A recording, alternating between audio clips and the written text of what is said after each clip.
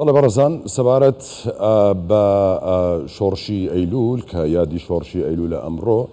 دەمەوێت گفتوگۆ لەگەڵ بەڕێز سەرۆقادر نووسەر و چاودێری سیاسی بکەم کە بەڕێزان ئێستا لە نێو ستۆدیۆی ناوەندی کوردستان 24 لەگەڵ ئێمە میوانە چەند پرسێک هەیە دەمەوێت لەگەڵ ئەودا گفتوگۆی لە بارەوە بکەم. یەکێک لەو پرسانە ئەوەیە کە جیاوازی شۆڕشی ئەیلول لەگەڵ شۆڕشەکانی دیکەی کورد لە باشوور و پارچەکانی دیکەی کوردستان ینی جیاوازەکانی چی بوو، دەستکەوتەکانی شۆڕشی ئەیلول لەو سەردەم چی بوون کە تا ئێستاش ینی سازش لەسەر بۆتە هێڵێکی سوور و سازش لەسەر دەستکەوت و ئەو مافانەی کە ئەو کات هەبوونە ناکرێت تا ئێستا لەسەری بەردەوام بوون. بەخێراتنی بەڕێز سەرۆقادر نووسەر و چاودێری سیاسی دەکەم. بەخێر بێ کاک سەرۆ. ڕۆژ باش، زۆر زۆر سوپاس. منیش لەم ڕۆژە مێژوویەدا بەڕێزەوە لە بەرامبەر ناوی ڕەمزی نەتەوەکەمان مستەفا بارزانی و هەموو تێکۆشەران و فیداکەرانی ئەو شۆڕشە دەوەستم.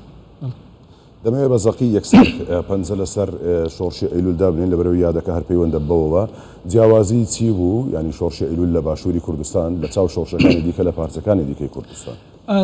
شۆڕشەکانی پێش شۆڕشی ئەیلول دەرفەتی سەرکردەکان و کادرەکانیان و ئەو جەماوەرێکەوە بەشدار دەبوون، ئەمانێکەوە کاراکتەر بوون، دەرفەتی ئەوان بۆ نەڕەخسابوو کە لە دەرەوەی کوردستان هیچ تەجەبەیەکیان هەبێت، تەنانەت بە غەیری ناوچەی خۆیان لە ناو کوردستانیش پەیوەندیکی ئەوتوان و شارەزایی و تەسیرێکی ئەوتوان لەسەر پارچەکانی دیکەی هی کوردستانیش نەبوو. جیاوازی شۆڕشی ئەیلول جگە لە پێشکەوتنی تاریخی کە کەوتە دەیەی شەشەمی سەدەی بیستام واتە ساڵی 1961 بەولاوە کەەوە بۆ خۆی تەجربەی میلەتێک بەرەو پێشەوە دێنێەوە میلەت ئامادەترەکا بۆ ئەوەی کە سەرکردەی باشتر تەقدیم کە، بەڵام تەجربەی خودی بارزانی نەمر ناوەرۆکی کاری شۆڕشی ئەیلولی دیار دەکرد. ئەگەر مە تەماشا بکەین بارزانی نەمر بە خێرایی لە بزوتنەوەیەکی عەدالەتخوازی لە منتیقەی بارزان کە هەدەف لەوێدا بریتی بوو لە تەمینی عەدالەت بۆ دانیشتوانی ناوچەکە و سەرنجام لە بۆ هەموو کوردستانیش وەکو سەرکردەیەکی سیاسی هاتە پێشەوە، هاتە مەیدان، یعنی عەقیدەیەکی وازعی ئینسانی هەبوو. پاش ئەوە لە نەتیجەی تێکۆشان زۆر بە خێرایی لەگەڵ شۆڕش لە ناوچەی سۆران بەتایبەتی لە منتیقەی سلێمانی نەک هەر شارەزا بوو بەڵکو تێکەڵ بوو و ماوەیەکی زۆریش بارزانی نەمر لەگەڵ جەنابی شێخ ئەحمەدی بارزان خوددان لە خودی سلێمانی ئەژیان ئەو وای کرد کە پەیوەندی بارزانی لەگەڵ تێکڕای سەرکردەکان و ڕۆشنبیران و کاراکتەرەکانی هی عەشایری و عەسکەری کوردستان کە نیازی بەرەنگاریان هەیە بۆ سەربەخۆیی یان بۆ ڕزگاری کوردستان هەر ئەوە بۆ ئەو یەکدانگەی دروست کرد لە شۆڕشدا. ئیجازە فەرموو. ئەمە دووەمین هۆکار بوو. ئەبینین کە دوای ئەوەی لە شۆڕشی 1943 بەولاوە شۆڕشی کوردستان بە قیادەی مستەفا بارزانی حزبی هیوای تێکەڵ دەبێ، زابطە گەورەکانی کورد لە ناو سوپای عێراقی تێکەڵ دەبێ، ڕۆشنبیرە گەورەکانی کورد لەگەڵ یەبن، شاعیرە گەورەکان و ئەوانی کە تەسیریان لەسەر کۆمەلگای کوردستان هەیە هەمویان بە نۆعێک پەیوەندیان بە بارزانیەوە هەیە و لە نووسین و قسەکردن و کارەکانیاندا ڕەنگیەدایەوە. سێمین قۆناغی مستەفا بارزانی بەشداری بوو لە شۆڕشی مەهاباد لە کۆماری مەهاباد و ئەو دەورە تاریخی کە لەوێ بینیوە ئەو تەجربە گرنگەی کە لە ئەو کاتدا کۆی کردەوە. دوای ئەوە ناچار بوو کە ماوەی 2 ساڵ ئاوارە بوو لە یەکێتی سۆڤێت دەژا. ڕاستە بەشێکی زۆری مانەوەی خۆی لە یەکێتی سۆڤێت لە بەشی ئاسیایی یەکێتی سۆڤێت دەژا، بەڵام خودی دەوڵەت و بیرکردنەوە و پەروەردەی سۆڤێتی پەروەردەیەکی ئەوروپایی شەرقی هەڵبەت ئەو کات کۆمۆنیستی بوو، بەڵام بارزانی توانی لەو ڕێیەوە شارەزایەکی باش لە پەیوەندیەکانی جیهانی، لە یاساکانی نێودەوڵەتی، لە فکری سیاسی مۆدێرن و لە ڕوانگا بۆ دروستکردنی وڵاتێکی ئازادی پێشکەوتوو بەڵام داناپەچراو لە تاریخی خۆی، لە تاریخی فکری خۆی و لە تاریخی ئیجتیماعی خۆی. بۆ یە کاتێکە گەڕایەوە لە ساڵی 1958 بەولاوە ئێمە سەرکردەیەکمان هەبوو کامڵ کە ڕوانگەیەکی وازعی هەبوو، هەر بۆیە زۆر بە ئاسانی وەکو ئەڵێن جەرح و تعدیلی ڕوانگای سیاسیەکانی ناو کوردستانیە کرد کە ئەو کار ناو پارتی دیموکراتی کوردستان و حزبی شیوعی عێراقی و حزبەکانی دیکەدا مابوونەوە. نەتیجەی ئەوە بوو بە بزوتنەوەیەک هەرچەند بزوتنەوەکە شۆڕشەکە بە بڕیاری بارزانی دروست نەکرا هەروک خۆشی چەندین جار باسی کردەوە سەرۆک مەسعود بارزانی لە کتێبەکانی خۆیدا باسی کرد و بەڵام کاتێک کە شۆڕش هەڵگیرسا سەرکردایەتی شۆڕژەکەی بە دەستەوە گرت بەو تەجربە سیاسی و بەو خەزێنە فکری و معریفیەکەوە کەم کەس لە میلەتێکی ژێردەستە شانسی هەبێ ئەو هەموو خۆناغە نەبینێ بۆیە یەک شۆڕش ئەیلول شۆڕشێک بوو ڕزگاری خواست واقع بین لە چوارچێوەی عێراقدا بارزانی تێگەیشت بوو کە بە ئاسانی ناتوانێت سنووری عێراق بەزێنی بۆیە هەوڵدا لە ناو عێراق جارێ مافەکانی کورد بەدەست بێنێ بارزانی ڕووی لە دروستکردنی نەتەوەیەکی مۆدێرندا بوو بۆیە هەموو ناوچەکانی تێکەڵ کرد بۆیە بڕیاریدا و لەسەریشی وەستا کە دەبێت زمانی یەکگرتووی کورد هەبێ کە ئێمە 32 ساڵە لە هەرێمی کوردستان پێمان دروست ناکرێت بارزانی هەوڵیدا لە تەون و لە هەیکەلی شۆڕشدا دائیمان ئیسلاحات هەبێ ئیسلاحاتی ئیجتیماعی هەبێ ئیسلاحاتی عسکەری هەبێ دەرگای کردەوە کە ئەم میلەتە توانەکانی بێنە پێشەوە و سەرکردەی نوێ دروست بنی یەکێک لە تایبەتمەندیەکانی مستەفا بارزانی مەزن ئەوە بوو سەرکردەی زانا و گەورەکانی کوردستان بوو خەڵکی دروستە کرد من لە عەزیز محەممەد و مەسعود محەممەد کە فرسەتی ئەوە هەو ماوەیەکی زۆر لەگەڵیان بم و ئەو تاریخە و بیرڕوڕانەی کە ئاگان لێ بوو گوێم لێ بووە و ئەتوانم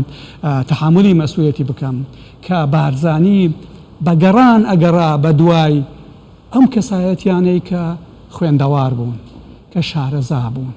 کە بە ئاسانیش سەرکردایەتی نەدەکران ئەو پەیوا بوو لە سیستەمی سەرکردایەتی کردی خۆی بۆ شۆڕشی ئەیلول ئەتوانی بیکە و کردیشی هەروەکو بینیمان دوای نوسکۆ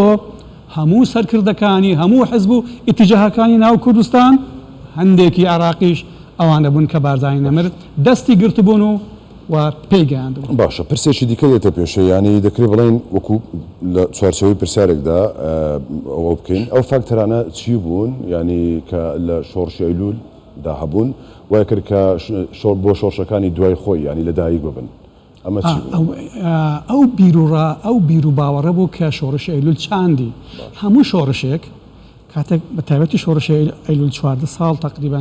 دەرفەتی هەبوو یعنی جیل و نیوێک لە ژیانی کۆمەڵگای ئێمە لەگەڵ لەنا ئەو شۆڕشدا دا ژیان و خەڵک بەم بیر و باوەڕەیە کە بارزانی و هاوکارەکانی بە تێکڕا لە نێو قیادەی شۆڕش ئەیلولدا لەو ماوەیەدا مەمارەسەیان کرد کادریان پێدەگان تو سیرکە بۆ یەکەمین جار لە تاریخی کوردستاندا و لە تاریخی ناوچەکەشدا لەوانەیە ئەمە شۆڕشی ئەیلول و پارتی دموکراتی کوردستان بە قیادەی بارزانی بێ کە ئەکادیمیایان دەورەی کردەوە بۆ پێگەاندنی کادر یعنی بارزانی ڕازی نەبوو بەوەی کە هەرچی لێ بێتە پێشێ و بەپێی مەزاجی خۆی و هاوکارەکانی لە پۆستی گەورەدایانێ نا بە پرۆسەی معقدی پێگەیاندنی ئەو کاتدا تێیدەپەڕاندن و لە هەمان کاتدا لە ژیانی بەکردەوەی شۆڕشی ئەیلولدا مەسئلەی ممارەسەکردنی ئازادی عەدالەت بەرابەری و وەک یەکی و بە یەک مستەوا حیسابکردنی پێکاتەکانی دینی و نەتەوەی لە کوردستان و لە عێراق و هەروها بە یەک چاوسەیرکردنی هی بزوتنەوەکانی سیاسی ئەوانەی کە دەیانەوێت لە شۆڕش بەشدا بن ئەمانە هەمووی سیفاتی گەورەی بارزانی نەمر بوون کە لە شۆڕشی ئەیلولدا جێبەجێ کردن من نمونەیەک بێنمەوە ئەبوو حکمەت یوسف حەننا بە ناوبانگە سەرکردەیەکی شیوعی بۆ دوایی بوو بە یەکێک لە کادرەکانی سەرکردایەتی پارتی دموکراتی کوردستان دۆستی نزیکی بارزانی و هی سەرۆک مەسعود بارزانیش بوو ئەوە جارێکیان لە دوای ساڵی 1970 لەسەر ئاهەنگی نەورۆز لە بینی مەکتەبی سیاسی حزبی شیوعی و پارتی خلاف پەیدا و مەکتەبی سیاسی پارتی بڕیاریاندا کە نابێ حزبی شیوعی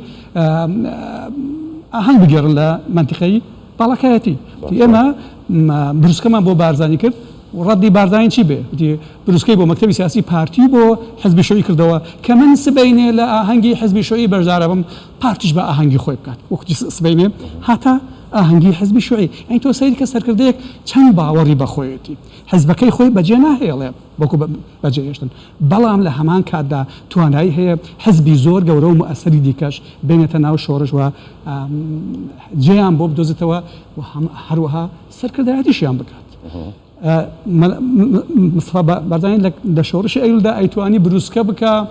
بۆ مەکتەبی سیاسی ئەو حیزبانە و یان بۆ سەرکردەکانی سیاسی و ئەو لاباڵانی عێراقی و کوردستانی کە لە شۆڕش بەشدارن لەگەڵ ئەو بروسکانی کە بۆ مەکتەبی سیاسی پارتی دەیکرد و هەمویان قبولیان دەکرد کەەوە عادەتەن قبول ناکرێ سەرکردەیەک ئەگەر چەند پلەیەک لە ڕوانگای حیزبای بڵێ کارەزمای ئەو بوو کە هەموو لایەنەکان لەژێر چەتری شۆڕشدا کۆ ببوونەوە مهندسی بیر و باوەری شۆڕشی ئەیلول بارزانی خۆی هێندەی کورد ئەو کاتە لە شۆڕشدا یەک دەنگ و یەک گوتار بوون ئێستاش بۆ باسکردنەوە و جێڕانەوەی جوانی و مێژووی شۆڕشی ئەیلولدا ئێستاش یەک گوتارن بۆ گەڕانەوەی وا باشە دیستا من قسەیەکی عیز محەممەد بێنمەوە کە لە سەمینارێکدا بۆ یادی بارزانی لە مەسیف سەلاحەدین کرا دوایی لە دوای 3 ساڵی لە هێنانەوەی تەرمی بارزانی نەمر و هەمیشە زیند و ئیدریس بارزانیدا لە ڕاگەاندنەکان دووبارەی کردەوە ئەو ژەوە بوتی ئێستاش مستەفا بارزانی کاتێک وێنەکەی بەرزەکەیەوە وحدەیەک دروست دەکات یەکگرتوویەک دروست دەکات کە بە عملی حزبەکانی ناوبەری کوردستانی و یان ناو هەرێمی کوردستان پێیان دروست ناکرێت ئەوە ڕاستە گەورەیە بۆ بارزانی بەڵام کەم و کوڕیەکیشە بۆ فکری سیاسی ئێستا ئەو پەرتو بڵاوێکی ئێستا هەیە بەبێ ئێستسنا بۆ هەر هەمووی جابانینە بزانە با وەڵامی ئەو بەبێ ئیسناشت بدەمەوە بارزانی نەمر بە توانایی خۆی مەجای ئیسtisناعاتی نێشتەوە خۆی ئیسناعاتەکانی پڕ دەکردەوە قیادەی میلەتەکەی منیش مەبەستم ئەو یانی تەرکیزی لەسەر پێ کەواتە دێمە سەر دەستکەوتەکانی شۆڕش ینی هەر بە تەواوی دەستکەوتەکانی شۆڕش ئەو کاتە کە ئێستاش ینی وەکو هێڵێکی سوور سیر دەکرێت سازشی لەسەر ناکرێت چی بوون کە بۆ ئێستاش ئێمە بەڕێزەوە بە شکۆوە یادی ئەو دەستکەوتان بۆ یەکەمین جا سەرکردەکانی عێراقی ناچار کرد لە زەنجیرەیەکی یەک لە دوایەکی گفتوگۆ و شەڕدا سەرنجام لە 11 ئازاردا هەیکەلی دەوڵەتی عێراق وا بنیاد بنێنەوە کە حەقی کورد و هەیکەلی کوردیشی تیابێت ئەوش کە پێوترێ بەیانیان ڕاگەیاندنی 11 ئازار کە هەموو ساڵی یادیان کردەوە ئەم بەیانە تەنانەت فاشستێکی وەک سەدام حوسێن کە ئەنفالی کورد و مخالیفەکانی خۆشیە کرد نەیتوانی چاوی لێ بپۆشێ یان ئیحماچکە بە شێوەیەکی ئەو تۆ شوێنی گرتبوو کە کۆمەلگای نێودەوڵەتیش قبوڵیان نەدەکرد سەرباری ئەو بێدەنگی کە لەسەر کوردیش لەو کات دەهابوو ئەمە یەک پاشی ئەوە مەسئلەی عەدالەت و ئینسانیەت و ئیسلاحی ئیجتیماعی و ڕوانگە بۆ پێشکەوتن بارزانی نەمر زۆر مۆدێرن بوو مۆدێرن بە مانای ئەوەی کە دەیەوێت کۆمەلگاکەی لە خۆناغێکی پاشکەوتوو بەرەو پێشەوە بێنێت بۆیە چاوی لەوە بوو هەموو توانەکان ببژێنەوە و کێ لەکوێ ئەتوانی ئیبداع بکە ڕێ بۆ بکرێتەوە ئەمە چاوی سیاسیەکانی کوردستانی کردەوە لە دوای شۆڕش ئەیلول کە بە ئیتیجاهی جیاجیا لە پێناوی ڕزگاری بێنەوە مەیدان سەرباری اختلافات و ئەو جەنگانەی کەوا هەبوون یەکێکی دیکە کە طبعاً سێمینیان کە مەسئلەی ژیاننەوەی زمان و کولتوری کوردیە بارزانی وەکو سەرکردەکانی دروستکەری نەتەوە ئەو ئەستا بڕیاری ئەدا و لە پشت بڕیارەکە دەوەستا بارزانی ئەگەر تووشی نسکۆ نەبایە نەتیجەی نهایی شۆڕشی ئەیلول یەک لەهجەی ڕسمی بۆ کوردان دروست دەکرد وەکو هەموو میلەتانی دیکە ئەوەی کە ئێستا پێمان دروست ناکرێ هەتا من لە جەنابی سەرۆک بارزانی بیستمەوتی جارێک من گەنج بووم لە کۆبوونەوەکانی تازە بەشدار دەبووم لەگەڵی هاتیە دەرێ وتم بابە من زۆر لەو مناقەشانە تێناگەم کە لەگەڵ تۆ دەکرێت یعنی ئەمانەی کە بە سۆرانین وتی بارزانی کەمێک بە زویربوونشەوە پێیوتم وتی بڕۆ خۆت ماندووکە و فێری زمانی کوردی بە ینی لە پشت ئەمە خوێندنەوەی خۆتە بە ئەوەی کاگەر ینی بارزانی هەوڵی ئەوەی هەبووە کە لە هەجەیەکی یەکگرتووی کوردی دروست بکات گومانیتیانە ئەوە هیچ گومانیتیانە بالەوە تێپەڕم بارزانی تەقالیدی نوێی حزبیشی دروست کرد کە حزب نەدینە نەموقەدەسە وەسیلەیەکی بە پێزە ئەگە باش بەکاری بێنی دەمێنێتەوە ئەگەر باش بەکاری دەمێنی زەرەر ئەگەێنی ینی لای بارزانی قسە و جێرانەوە یەکجار زۆرن کە لەسەر حزبایەتی کوردی ئەم قسەیە زۆر بەناوبانگە کە وتوێتی شەرنی هەموو پارتیەک کوردێکی باش بێ بەڵام هەموو کوردێکی باش ئەتوانێت پارتیەکی باش بێ منیش سەرۆکی کوردە باشەکانم ئەم قسەیە لێکی بدەیەوە زۆر بە مەغزایە و لە عینی کاتدا ڕوانگای کادری سیاسی زۆر ڕوون دەکات کە هەدەف لە هەبوونی حزبەکەی چییە باشە هۆ کارێکی بوو گەلە کۆمەیە لە شۆڕشی ئەیلول کرا و ینی ئەو کاتەش شای ئێران پشتی لەو شۆڕشە کرد. بارودۆخێکی زۆر سەختی نێودەوڵەتی لە کۆتایی هەفتەکان هەبوو ناوەڕاستی هەفتەکان هەبوو شەڕی سار زۆر بەهێز بوو بەرەنگاری لە بینی ئەمریکا و سۆڤیەت و هاوپەیمانەکانیان زۆر بەهێز بوون و لە هەمان کاتدا دوژمنەکانی کورد کە دەوڵەتی ئێران و تورکیا و سووریا بوو زۆر بەهێز بوون بە شێوەی جیاجیا دوای عێراقیش بەهێزکەوە دوای ئەو پەیوەندیانەیە کە عێراق لەگەڵ سۆڤیەت بەستی تەمان ئێستا هەموو تار و پودی کون و کەلەبەرێ ئەو پرۆسەیە دەرکەوتووە. ئەمانە هەمویان کاریان هەبووە کە بەردەوامی شۆڕش سەختتر بکەن و پیلان ئاسانتر بکەن بەڵام هەڵەی دیپلۆماسی یان ئەوەی کە پێی دەگوترێ ڕوانگا بۆ یاساکانی نێودەوڵەتی بۆ خوێندنەوەی بەرژەوەندی دەوڵەتە گەورەکان لە سەرکردایەتی شۆڕش ئەیلول هەڵەیەکی قاتیل بووکە لەگەڵ ئەم بارودۆخە یەکی گرتەوە ئەم کارەسەتی لێ قەومەکە بینیمان بۆیەش بارزای نەمر لە یەکەمین مقابلەی دوای نسکۆوەتی من تەحملی مەسئولیەتی هەموو نەکسەکەم و نایخەمە سەر ملیکاسی تر و ئەوە چەندین جارێکی کەش کە لە ئەمریکا بۆ ئەوەی دووبارە کردەوە قسەیەک لەسەر قسەی بارزانی بەڵێ قسەیەکت هەیە لەسەر قسەی بارزانی کە من تەحمل دەکەم باوەڕ بەخۆبوونێکی یەکجا زۆر گەورەیە و تەنیا سەرکردە گەورەکان ناتوانن کاتێک کە بڕیار ئەدەن و بڕیار سەرکەوتن بەدەست نایەنێ بیخەنە سەر شانی خۆیان و تەحملی مەسئولیەتی بکەن. باشە ئێمە تا چەند یان لەو سەردەمەی ئێستا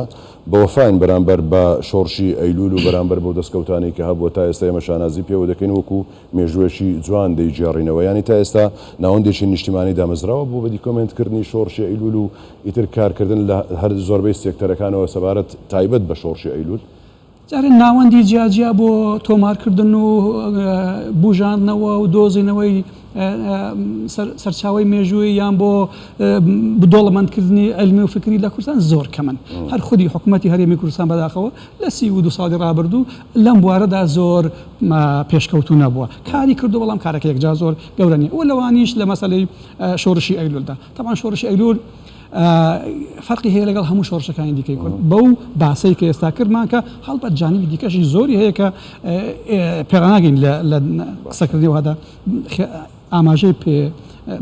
بکەین بەڵام ئەوەی کە ئێستا لە کوردستاندا هەیە لە ناوەڕۆکی کاری سیاسی هەموو حزبەکاندا لە تەمەسوک بە پابەندبوون بە کوردستانیەتی ئەمە تۆڕاسی شۆڕشی ئەیلولە لە جۆری دروستکردنی حزبی و پاراستنی حزبەکانیان ئەمە تۆڕاسی شۆڕشی ئەیلولە تۆڕاسی بارزانانی من بە ئیجابی ئەبینم ئەوەی کە لەو ناوەدا بۆ بە عاملی نێگەتیڤیان هی نەرێنی ئەو مەسەلەی سراعی شەخسیە خۆپەرستیە نەزانی و نەزانی هەندێک لە سەرکردەکانە لە نێوتێکڕای بزوتنەوەی سیاسی و ئەو اختلافەیە کە ئێستا دروست بوو تەمەنە ئەو ناکۆکیەکەوە دەڕوا بۆ 7 ساڵ زۆر بەتوندی هەیە هیچ شانازی پێ ناکرێەوە بە تەکید هیچ پەیوەندی چەند مەقبولە اختلافێک دروست بێت لە کاتێکدا لە ڕابردوودا لەسەر پرسێکی وەکو شۆڕشی ئەیلول یەکدەنگ بوونە و یەکگوتار بوونە ئەوەی ئێستا نیشانەی لاوازی سەرکردایەتی سیاسی و فکری سیاسی کوردە ئەوەی شۆڕشی ئەیلول نیشانەی هەبوونی سەرکردەیەکە کە هەم فکری پێبوو هەم خوێندەواریەکی زۆری هەبوو هەم نەئەترسا و هەم دەگەڕا بە دوازاناکانی وڵاتەکەی ئاخرین قسەم ئەوە بێ کاتێک کە مەکتەبی سیاسی جابوونەوە لە 64 لە پارتی لە بارزانانی لە پارتی دیموکراتی کوردستان مەسعود محەممەد نووسەر و بیرمەندی بەناوبانگ دەگەڕاوە بۆم نیگەڕایەوە نازانم لە شوێنی کەش ئەکەی گێڕاوەتەوەتی بارزانی منی نادە لای جلال تەڵەبانی بۆی کە بێتەوە و پۆستی سکرتێرەتی پێ بەسپێرەوە اختلافاتە کۆتایی بێ کوی چوم و هاتمەوە کە پێم نەتیجەکە زۆر ئومێد بەخشنیە بارزانی پێی وتم تۆ وەرە ببە بە سکرتێری پارتی کاتێک کە پێم گوت من نووسەرم و قانونیمە و پێم ناکرێ وتی پێکەنی گوتین جاخر بێبەختی کورد ئەوەیە زاناکانی قسەی وەکوی تۆ دەکەن ئەو نەزانیش زۆرە بەڵام نانخەمە ئەو بوارە بەڕێز سەرۆقادر نووسەر و چاودێری سیاسی ئەو ماوەیە لەگەڵمان بی زۆر سپاس بۆ تۆ ماندوومان کردیت سپاس هەر سەرکەوتوو بن یادی ئەو چۆڕشەش هەمیشە بەخێر بێت